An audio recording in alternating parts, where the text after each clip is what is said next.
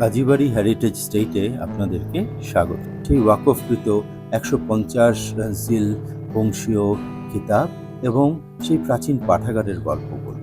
আমাদের এই হাভেলিটি ১৮২০ সালের পূর্বে পুরনো হাভেলিটি ভেঙে এটিকে তৈরি করা হয় নতুনভাবে। তখন পুরনো কিতাবখানার সমস্ত বইগুলোকে এখানে স্থানান্তরিত করা হয়।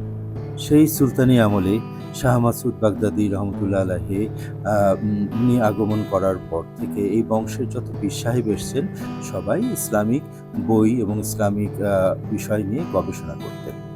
তারা সবসময় একটি পাঠাগার মেনটেন করতেন, যেখানে কিনা নিজের হাতে লেখা পাখির পালক এবং দোয়াতের কালি দিয়ে বড় বড় ম্যানুস্ক্রিপ্ট এবং অনেক প্রাচীন ওনার বংশের পীর সাহেবদের হাতে লেখা বই এখানে ছিল। আমাদের কিতাবখানার বাইরের নকশাময় দেওয়ালটি আমরা এখানে দেখতে পাচ্ছি। আর আমাদের এখানে এই দলিলের মধ্যে দেখা যাচ্ছে ১৫০ জিল কিতাব, যেটি ওয়াকফ করে দেয়া হয়েছে, যেটি অতি প্রাচীন ছিল এবং এই কিতাবগুলো সেই প্রাথমিক অনেক আগের পীর সাহেবদের নিজেদের হাতের লেখা এবং ফিকহ শাস্ত্র আর আরবিক বিভিন্ন বিষয়ের উপরে। আর এই বইটি হচ্ছে ১৮৬৯ সালে জেমস পি উইলিয়ামসের লেখা প্রথম অ্যারাবিয়ান নাইটস ইংরেজি সংস্করণটি। তো আমাদের এই লাইব্রেরিতে এখন আর সেই প্রাচীন সেই বইগুলো আর নেই।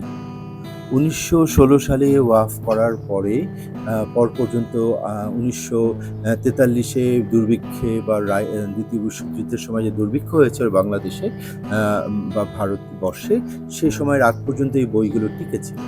তো আমাদের সেই দুর্ভিক্ষের সময় সমস্ত বই, সমস্ত ফার্নিচার্স বহির্মহল থেকে নিয়ে আমরা খাল পাড়ে, ধলাই খালের পাড়ে আমাদের বাসার অংশে একটি টিনের চাল দিয়ে একটি শেড বানিয়ে সেখানে সব রাখা হয়। কিন্তু ও বছর বন্যা হওয়াতে এই বইগুলো এবং সব মূল্যবান সব ফার্নিচার্স এবং কিতাবগুলো সব নষ্ট হয়ে যায়। এটির একটি বিবরণ আমার আব্বার লিখে যাওয়া স্মৃতিকথার মধ্যে বিস্তরভাবে বর্ণনা করা হয়েছে। তো এই ঘরটি ছিল সেই কিতাবখানা।